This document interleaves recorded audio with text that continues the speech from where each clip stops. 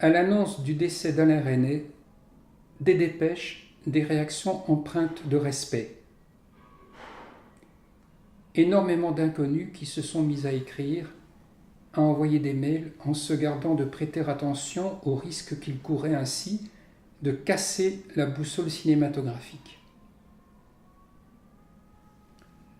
Heureusement qu'ils ont poursuivi dans cette voie, car c'est finalement grâce à eux que Resnais a été honoré pour la grâce de ses intuitions, pour la puissance de sa vision et du talent qui fut le sien, et pour la connaissance minutieuse qu'il avait de nombre d'aspects de l'histoire du cinéma, en géant de la profession qu'il avait été.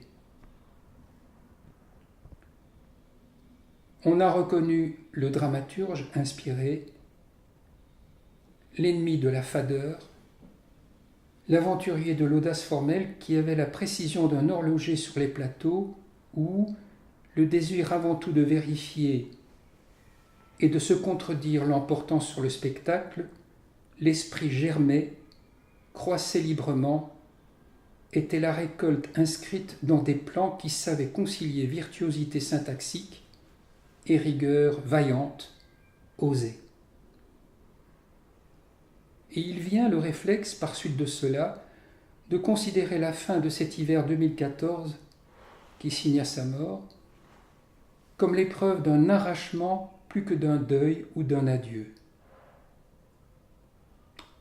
Il est de ces points de butée inévitables, mais qui ne vous brisent pas.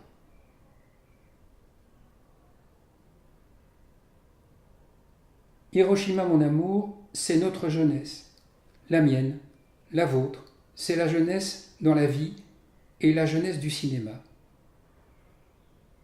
Cette déclaration est de Dominique Noguet et les repères qu'elle donne s'accordent, mesure pour mesure, à ce qui jaillit d'intact et d'irrésistiblement passionné dans le souvenir du film que Resnais mit en scène en 1958. Avec le sens du dépouillement que l'on sait être chez lui lié à l'obsession d'une continuité, sa veine majeure.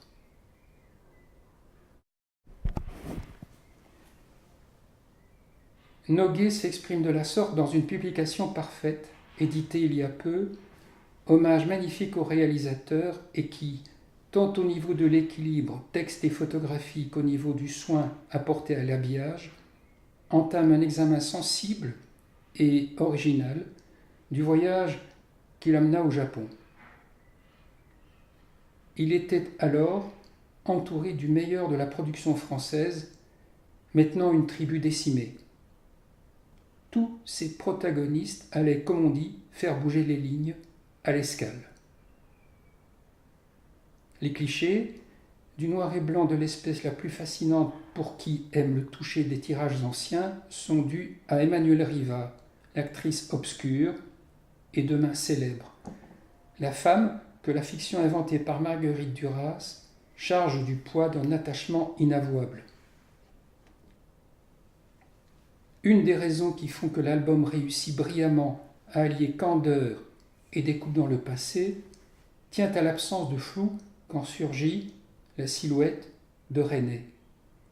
Une silhouette qu'on jugerait adolescente et qui, sur le front et les épaules, laisse éclater tant d'intelligence que l'on outrepasse gaiement l'anecdote que comporte la situation. Il marche. Il s'est arrêté de marcher. Il pose, entouré de son équipe, principalement des Japonais. Il mène à bien toute chose. Le voici à bord d'une barque, avec Riva, partant vers l'île de Miyajima.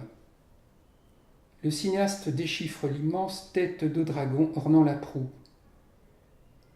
On se le représente sans peine qui, à un autre moment, déchiffrerait les éléments épars de son film en cherchant à simplifier leur langage et à les rapprocher le plus possible de lui.